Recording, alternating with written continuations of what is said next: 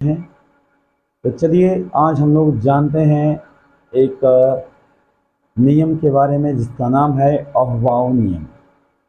तो आइए चलते हैं, स्टार्ट करते हैं अफवाह का नियम। कि अफवाह नियम क्या है, अफवाह का नियम क्या है।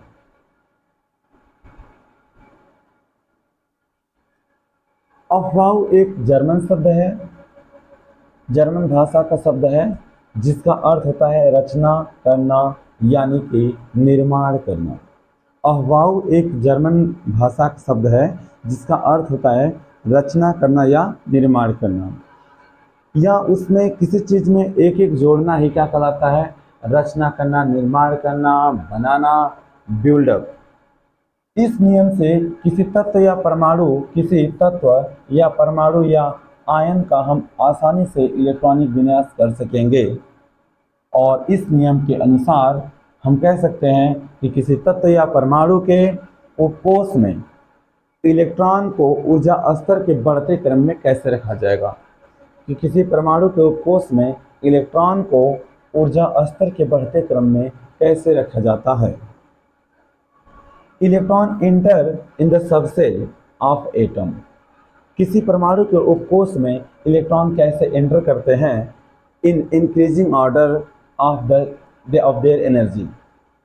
इंक्रीजिंग ऑर्डर का मतलब होता है ऊर्जा स्तर के बढ़ते क्रम में, और देयर एनर्जी उनके ऊर्जा स्तर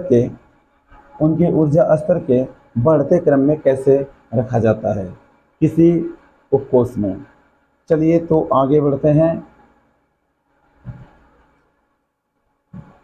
इस नियम के अनुसार हम लोग सबसे पहले क्या करेंगे, 7 तक गिनती लिखेंगे। क्या 7 तक गिनती एक रो में होना चाहिए, कुछ इस तरीके से 1 2 3 4 5 6 7।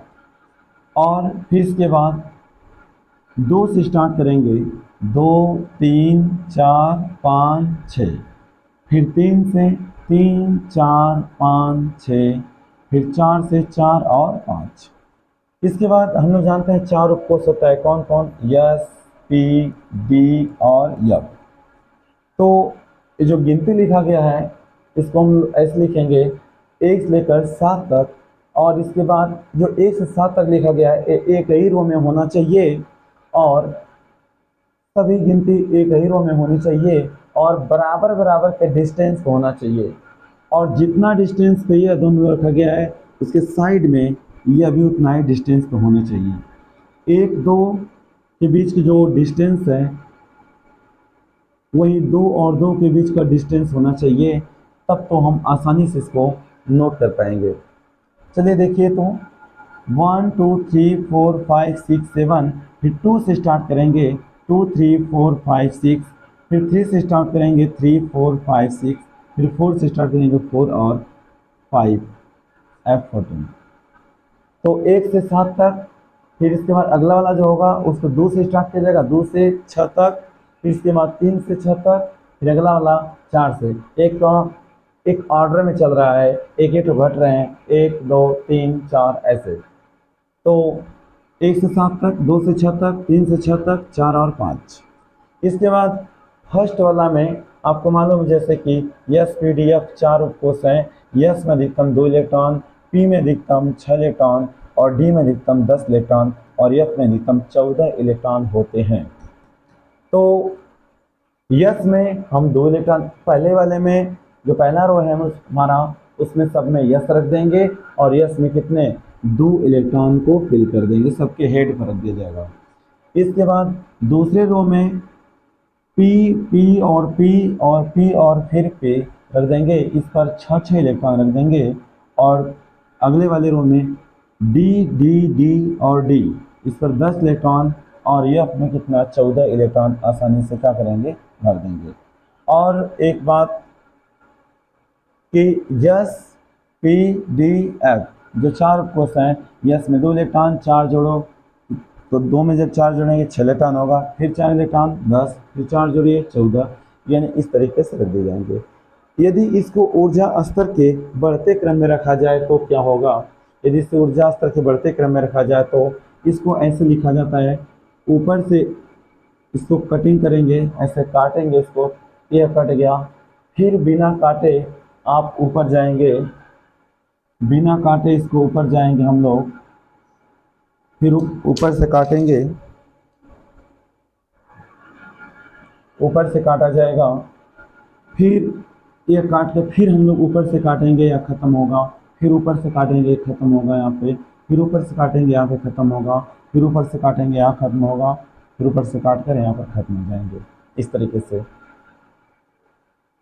तो पहले 1:2 यहाँ पर आया, फिर इसके बाद यह ख़त्म हो गए, फिर 2:2, 2:2, फिर 2:2 ख़त्म होने के बाद 2p6, 2p6, फिर इसके बाद 3:2, 3:2, फिर 3p6, 3p6, 4:2, 4:2, 3d10, 3d10, 4p6, 4p6, 5:2, 5:2, 4d10, 4d10, फिर इसके बाद 5p6, 5p6, 6:2, 6:2, 4f14, 4f14। इस तरीके से बढ़ते हुए क्रम में इसको लिखा जाएगा और यहाँ पर ऊर्जा स्तर के बढ़ते हुए क्रम में हमें मिल जाएंगे। इसको कैसे पढ़ना है, अगर किसी को उसको पढ़ना होगा तो हम पढ़ेंगे S P D F of course, S पे 2, पी पे 6, डी पे 10 और एफ पे 14, ठीक। या एस पे 2, पी पे 6, डी पे 10 और एफ पे 14, ऐसे पढ़ा जाएगा। न कि इसको हम ऐसे पढ़ें कि एस स्क्वायर पी पे 6 घात, डी पे 10 घात, ऐसे न करके, बल्कि एस पे 2, पी पे 6, डी पे 10 और एफ पे 14, ऐसे पढ़ा जाता है इसको। अच्छा, यदि हमें किसी तत्व का इलेक्ट्रॉनिक विन्यास करना होगा तो हम कैसे कर पाएंगे इस नियम के अनुसार। चलिए, अफवाह नियम के अनुसार हम सबसे पहले लेते हैं सोडियम का इलेक्ट्रॉनिक विन्यास करना चाहते हैं। चलिए, सोडियम का परमाणु क्रमांक होते हैं 11 और सोडियम इसमें है उदासीन अवस्था में, इसके पास इलेक्ट्रॉन की संख्या है 11। तो हम जैसे कि देख पाएंगे कि जो यस और पी और यस ऊपर जो हेड के रूप में रखे गए हैं, ऊपर जो पावर के रूप में लिखे गए हैं, इन पावर को हम लोग कहेंगे इलेक्ट्रॉन। तो इनको ऐड करने पर यदि 11 आ जाए तो सोडियम का इलेक्ट्रॉनिक विन्यास हो जाएगा। तो सोडियम के पास 11 इलेक्ट्रॉन है, हम सबसे पहला लेके चलेंगे 1s2। अभी इसके पास 2 इलेक्ट्रॉन अभी हमें और चाहिए, 11 इलेक्ट्रॉन हो जाए। फिर इसके बाद आ रहा है कौन सा, 2s2। फिर इसके बाद 2p6, 2p6, टोटल काउंट करें, 2 2 4 और 4 और 6 10। अभी 10 इलेक्ट्रॉन है, एक और चाहिए। एक और लेने के लिए हम क्या करेंगे, यहाँ तक हो गया है, जिसको जब लेंगे इसमें से एक ही इलेक्ट्रॉन रखेंगे, इसका एक ही इलेक्ट्रॉन रखेंगे, क्योंकि हम मानते हैं सोडियम के पास 11 इलेक्ट्रॉन है, तो इसके हेड वालों के ऊपर यानी हेड पर जोड़ने वाले सभी इलेक्ट्रॉन 11 होने चाहिए। 2 2 4 और 6 10, 10 और 1 11, 11 इलेक्ट्रॉन हो गया। यदि हमें क्लोरीन 17 का इलेक्ट्रॉनिक विन्यास करना है तो कैसे किया जाए। तो क्लोरीन का परमाणु क्रमांक 17 होता है, इसका इलेक्ट्रॉनिक विन्यास किया जाए तो सबसे पहले 1s2, 2s2, 2p6 और 3s2, 3p6, 4s, एक बार काउंट भी कर लिया जाए, 10 हो गए, 10 12 और 5 और चाहिए, इसमें हम लोग 5 रखेंगे, इसमें 5 रखा जाएगा, इतना हो गया। यानी कि यह क्लोरीन का इलेक्ट्रॉनिक कन्फिग्रेशन आसानी से हम लोग कर पाएंगे। ठीक, अगर हमें कैल्शियम का इलेक्ट्रॉनिक विन्यास करना है, कैल्शियम का परमाणु क्रमांक होते हैं 20, 1s2, कहाँ तक हो रहे हैं 20, 2 2 4 6 10 12, 12 6 18 2 20, यानी 4s2 तक रखना पड़ेगा। इसमें लिखेंगे 1s2, 2s2, 2p6, 3s2, 3p6, 4s2,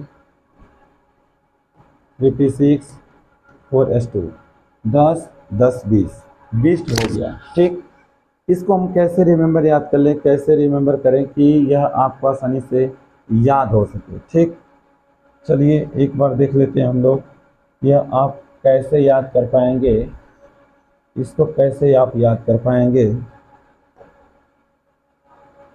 सबसे पहले आपको इतना याद रखना है, सबसे पहले आपको इतना याद रखना है 1:2, 2:2 एक साथ, और 3:3 एक साथ, और 4:2 अलग याद रख लीजिए। 4 के साथ p को मत रखिएगा। बहुत आसान ज़बरदस्त तरीका से आप लोग इसको सीख पाएंगे। तो एक बार ध्यान लगाइए इसके साथ। देखिए तो 1:2 अलग है, और 2:2 और 3:3 4:2।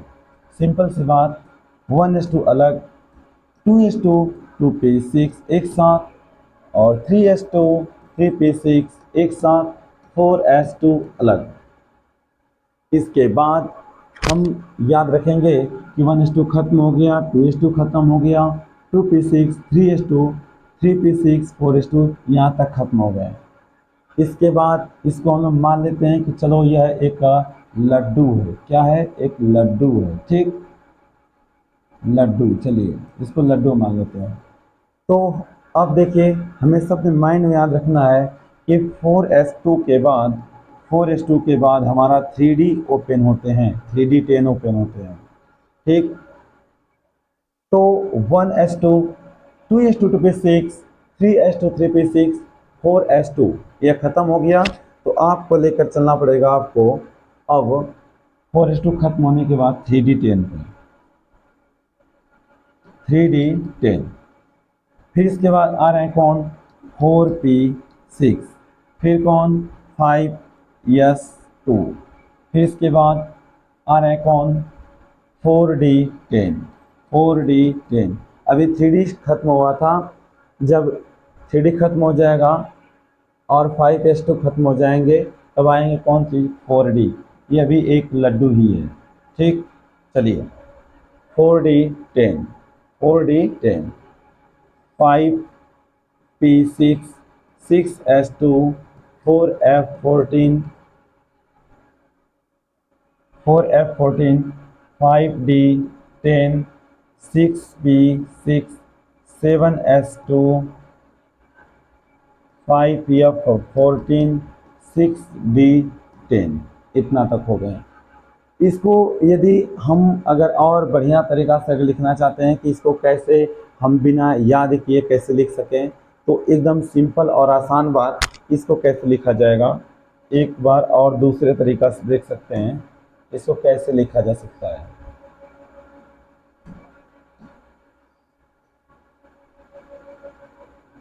इसको कैसे लिखा जा सकता है, सिंपल सी बात। देखिए, आपको मालूम है कि सबसे पहले कौन उपकोष आ रहे हैं, कैसे आ रहे हैं, इसको देखिए। यस, पी, डी, एफ, आपको मालूम है 4 उपकोष होते हैं, और यस में 2, पी में 6, डी में 10 और एफ में 14 इलेक्ट्रॉन होते हैं। आपको क्या करना है, सिंपल सी बात कि इतना याद रख लेना, चार्ट हो 1:2 खत्म, 2:2 2p6 एक साथ, और 3:2 3p6 एक साथ, और 4:2 यह अलग। इतना आपको हर हालत में याद करना पड़ेगा एकदम। इसके बाद आप देख पाएंगे, एक बार फिर हमारे साथ बोल लीजिए, 1:2 के बाद 2:2 2p6 और 3:2 3p6 4:2 एक साथ। इसके बाद अपने माइंड में बैठाइएगा कि फर्स्ट खत्म हो जाते हैं तो लड्डू स्टार्ट होते हैं 3D10। कौन? 3D10। अब यहाँ देखिए, 3 के बाद गिनती में कौन आती है, कौन क्या आता है? 4। 3D के बाद क्या आते हैं? 4। 3 के बाद क्या आते हैं? 4। और D से पहले P पर 6, P पर कितना? 6। फिर 4 के बाद कितने आएंगे? 5। और P से पहले क्या आएंगे? S पे 2, यानी कि 5:2 तक खत्म हो गया। और आप अपने माइंड में भी जस्ट लगाए थे कि 3D आ रहा था, 3D। अब 3D जब खत्म हो जाएगा तब स्टार्ट होंगे 4D, 4D10। अब देखिए, हमेशा याद रखो कि यस के खत्म हो जाने के बाद एक नए उपकोष का ही आरंभ होगा, प्रारंभ होगा। और हम 3D पर जब खत्म कर दिए हैं तब 4D से स्टार्ट होगा। तो 4D वाले लेके चलेंगे कुछ दूरी तक, 4D10। 4 के बाद 5 आएंगे, डी से देख लो पहले कौन, पी पर 6। 5 के बाद क्या आएंगे, 6। पी से पहले क्या, यस पे 2 आएंगे। अपने माइंड में फिर बैठाओ, 6S के बाद एकदम सिंपल सी बात है कि 6S के बाद आपका स्टार्ट हो जाता है, 6S2 के बाद 4F आते हैं। अपने माइंड में बैठा दीजिएगा, 6S2 के बाद 4F14 आते हैं। अपने माइंड में जब एक बार बैठाएंगे आसानी से याद हो जाएंगे।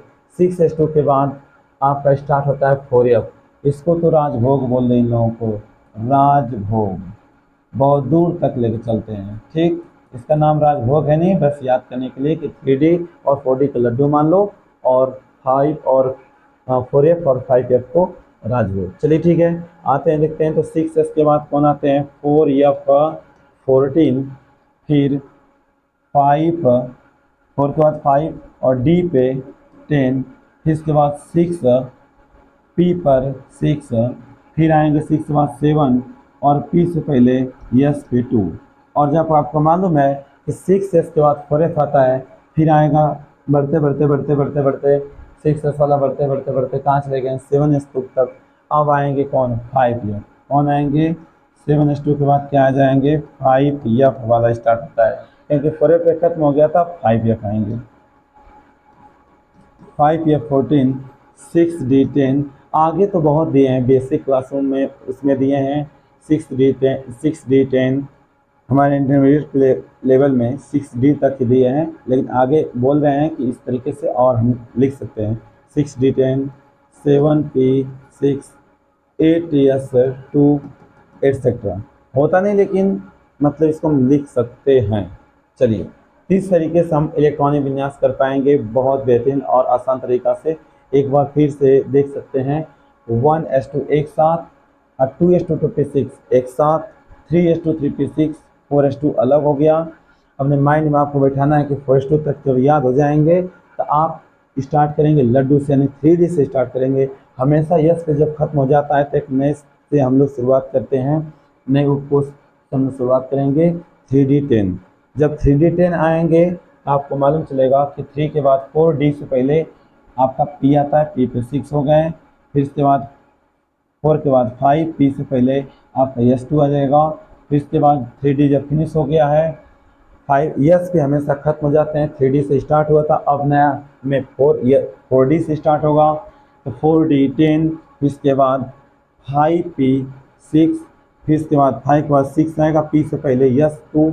फिर इसके बाद आपको मालूम चला यस पे खत्म हो गया, तब हम स्टार्ट करेंगे कहाँ से, 4F से। 6 से खत्म होते हैं तो 4F से स्टार्ट किया जाता है, 4F14। इसके बाद 4 के बाद 5F के तुरंत बाद हम लोग लिखते हैं D, F से पहले कौन, D, D10, 5D10, फिर 6P6, 7S2, 4F, अभी तो 4F14 खत्म हुआ है, अब 5F14। इसके बाद हम लिखेंगे का 6D10, इसके बाद 7P6, 8S2। चलिए नेक्स्ट आगे बढ़ते हैं हम लोग अपवाद तत्व के बारे में, या इससे पहले हम एक और तत्व का इलेक्ट्रॉनिक विन्यास कर लें। जैसे हमारे पास आ गया है एक एलिमेंट ब्रोमीन 35 का इलेक्ट्रॉनिक विन्यास कैसे होगा। तो 1S2, 2S2 2P6 और 3S2 3P6, 4S2 हो गया इसमें 20। इसके हेड पर होंगे 2 2 4 2 6, 2 2 4 6 10, 10 2 12, 12 6 18, 2 20। अब 4S के बाद आते हैं कौन, 3D, 30 हो गए। अब 5 और चाहिए, 3 के बाद कौन, 4, और आपको मालूम यस P D F, तो भाई D है तो D से पहले कौन आएगा, P, और P पे कितना बताया गया है, P पे आपको बताया गया है 6। ठीक, तो हो जाएगा यहाँ पर P और 5 रखेंगे, क्योंकि इसके हेड पर जोड़ने पर 2 2 4 6 10, 10 2 12 6 18, 2 20, 30 10, 30 5 35, ऐसे गिन सकते हैं 10 10 20 10 30 5 35। ठीक, अच्छा, एक हम लोग ले लेते हैं आयोडीन 53 वाला। आयोडीन का एटॉमिक नंबर होता है 53। आयोडीन का एटॉमिक नंबर 53। इसका इलेक्ट्रॉनिक विन्यास करें तो कैसे होगा, चलिए देखिए। 1s2 और 2s2 2p6 और 3s2 3p6, 4s2 20 हो गया। और इसके बाद इतना याद कर लो, 1s2 खत्म, 2s2 2p6, 3s2 3p6, 4s2 यानी 20 तक। इसके बाद स्टार्ट होता है 3d10। इसको आप कहीं नोट कर सकते हैं, यस पी डी एफ, और आसानी से लिख पाएंगे। पी में 6 और डी में 10, एफ में 4। ठीक, अच्छा 3d10, 3 के बाद आएंगे 4 और डी से पहले पी पर 6, फिर 5 पर यस 2, फिर 4d10। एक बार काउंट कर लिया जाए कि यह 53 हो पा रहे हैं या नहीं। तो 10 10 20 30 8 38, 10 48, और 4 के बाद आएंगे गिनती में 5 और डी से पहले पी। 38 और 48, 48 और 5, 48 और 5 हो जाएंगे 53। एक बार फिर रिकाउंटिंग कर लेंगे। 10 10 20 10 30 30 8 38, 10 48, 48 2 50 3 53, 53 हो जाएंगे। इस तरीके से हम आयोडीन का भी इलेक्ट्रॉनिक कन्फिग्रेशन कर लेंगे। नए टॉपिक हमारी उसी टॉपिक का एक भाग है कि अपवाद तत्व क्या कहते हैं, एक्सेप्शनल एलिमेंट हम लोग क्या कहते हैं, एक्सेप्शनल एलिमेंट क्या होता है। तो ऐसे तत्व जो अहवाव के नियम का या अहवाव नियम का पालन नहीं करते हैं उस हम लोग अपवाद तत्व कहते हैं। या अब जो तत्व अहवाव और बोरवे के नियम का पालन नहीं करते हैं अपवाद तत्व कहलाते हैं। जैसे में एग्जाम्पल के रूप में हम लोग बात करेंगे, हो जाएगा क्रोमियम 24, इसको स्टार लगाए जाते हैं, ये अपने आप में स्पेशल हैं। Chromium copper 29, we star AG47, ठीक, एटसेट्रा एलिमेंट्स। और भी AU है, प्लेटिनम है, ये सब एलिमेंट्स। ठीक, आगे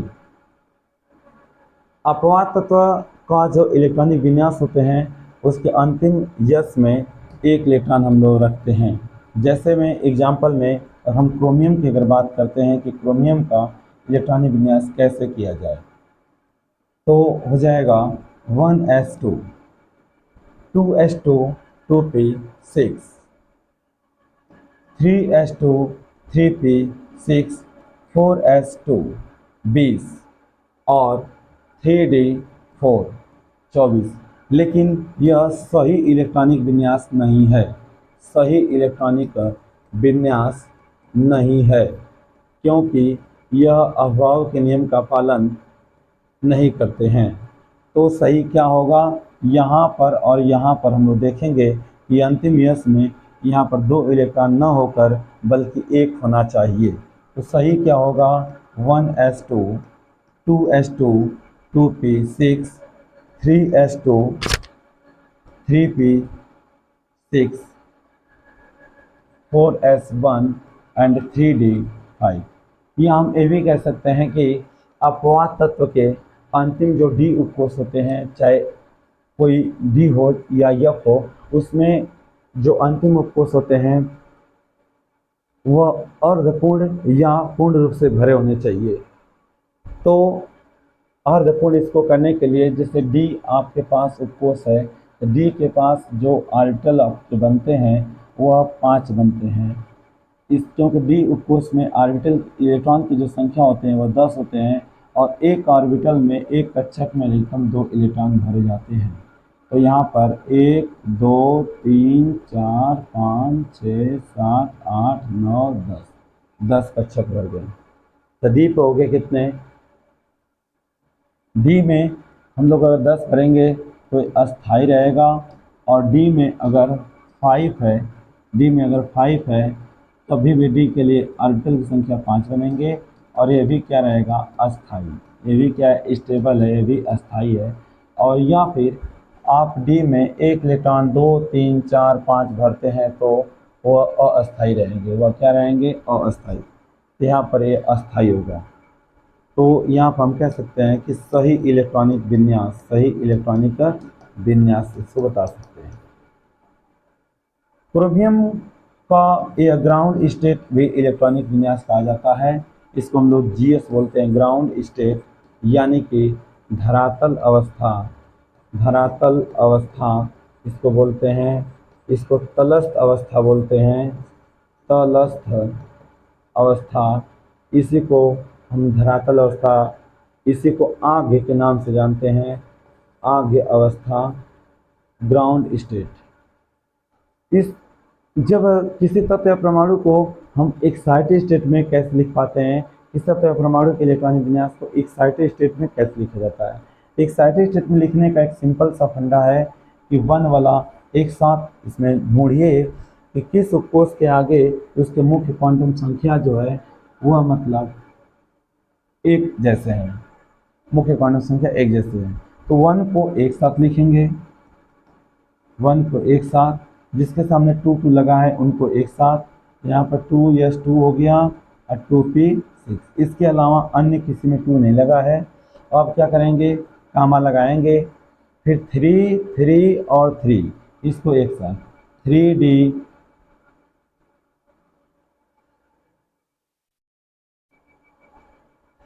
यहाँ पे यस उपकोष होगा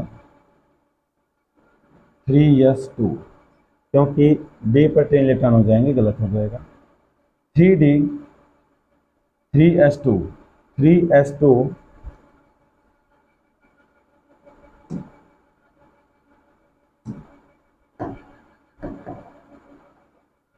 3s2, 3p6 and 3d5 and 4s1, ऐसे इसको हम रख देंगे और यह इलेक्ट्रॉनिक कॉन्फ़िगरेशन हो जाएगा एक्साइटेड स्टेट। एक्साइटेड स्टेट मतलब उत्तेजित अवस्था, उत्तेजित अवस्था होता है, उत्तेजित अवस्था।